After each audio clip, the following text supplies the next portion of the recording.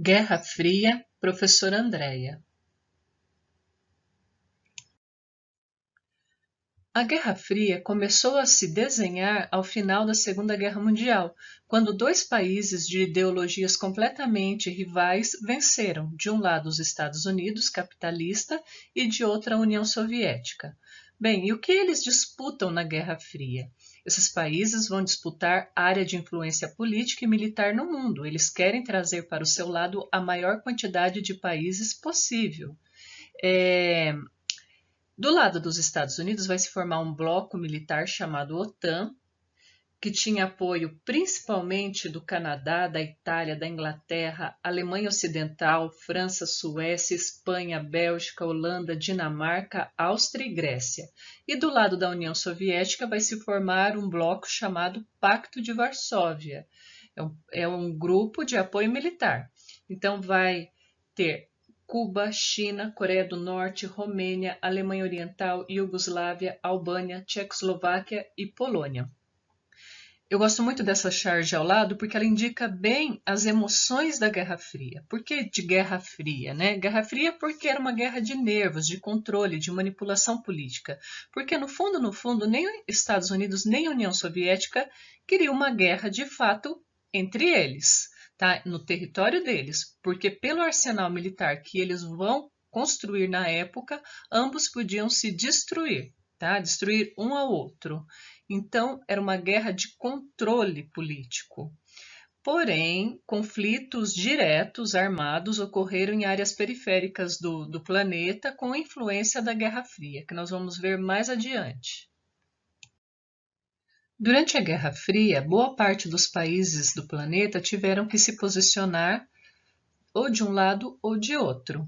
Agora eu vou falar das estratégias que tanto a União Soviética como os Estados Unidos usaram para ganhar mais apoiadores. O primeiro foi ajuda financeira, oferecendo dinheiro para os países se manterem do lado capitalista ou do lado da União Soviética adotarem o socialismo. Então, o plano econômico que os Estados Unidos lançaram para oferecer ajuda financeira foi o Plano Marshall, tanto que dizem que é ele que inaugura a Guerra Fria em 1947. Já o Comecon é o plano econômico da União Soviética, para quem quer ficar do lado dela. Então, ela vai emprestar dinheiro, né? Vai facilitar a chegada de dinheiro nesses países. Lembrando que a Guerra Fria começa na sequência da Segunda Guerra Mundial, muitos países ainda estão destruídos financeiramente pela guerra. Então, esse dinheiro acabou pesando. Mas se o dinheiro não fosse o suficiente para fazer com que o país tomasse um lado, ainda tinha corrida armamentista. Os Estados Unidos e a União Soviética produziram um arsenal nuclear jamais visto na história. Assim, tinha armamento nuclear capaz de destruir a superfície da Terra em segundos, acabar com a vida em segundos. Quem viveu no período da Guerra Fria viveu com esse tormento, com o medo de um fim do mundo causado por uma hecatombe nuclear. Lembrando que nunca foi o objetivo dos Estados Unidos jogarem essas bombas, nem da União Soviética jogarem essas bombas nos Estados Unidos, porque ambos se destruiriam, não era isso que eles queriam. Na verdade, produzir essas armas era uma forma de mostrar para a população do planeta quem era mais forte, para também conseguir ganhar adeptos. Depois nós tivemos também a investigação e espionagem por meio da CIA norte-americana e a KGB russa, né? Então tinham espiões, sabotadores para descobrir o que o outro grupo estava elaborando, né? Com a nova tecnologia de guerra, principalmente. Tanto que no cinema surgiu o 007, né? O espião mais famoso da história. Então esse filme é inspirado por esse contexto. A corrida espacial também é uma forma de influenciar o mundo. As invenções tecnológicas, elas mostram o seu poder tecnológico, o seu poder de guerra.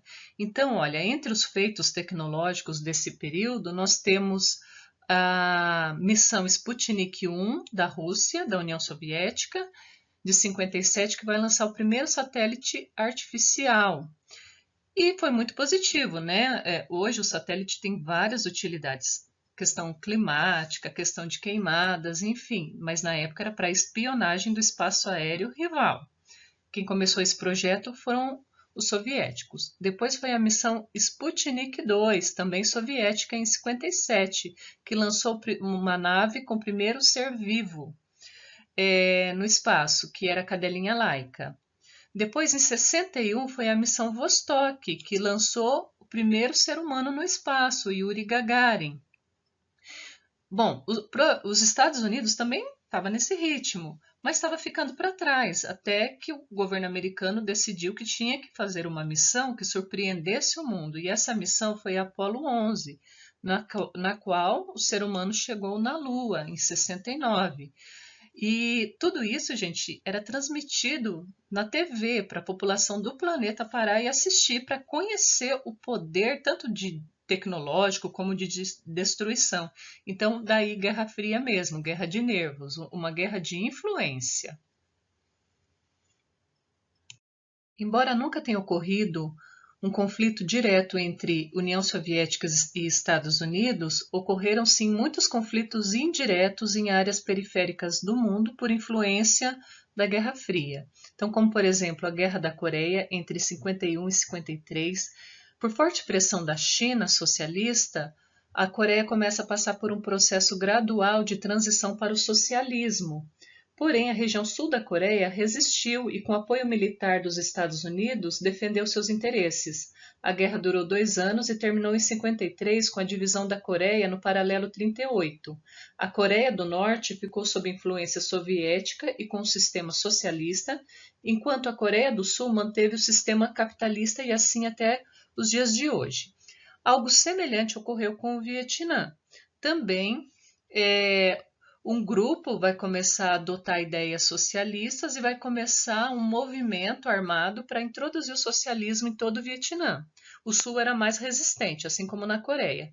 Essa guerra vai de 59 a 75 e ela vai ter forte participação dos Estados Unidos.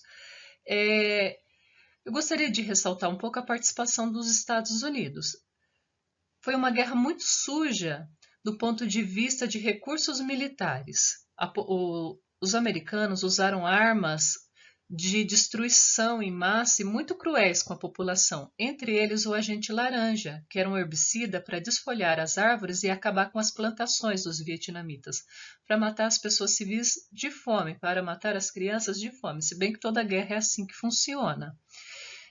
Porém, esse herbicida ele é muito tóxico, ele contamina a água, ele contamina o solo e ele faz com que as pessoas, as mulheres grávidas, elas tenham filhos com problemas genéticos graves, com deformidades mentais e físicas graves, e essas consequências vêm até os dias atuais. Depois nós temos ainda a bomba incendiária, que foi muito usada, que é a bomba napalm.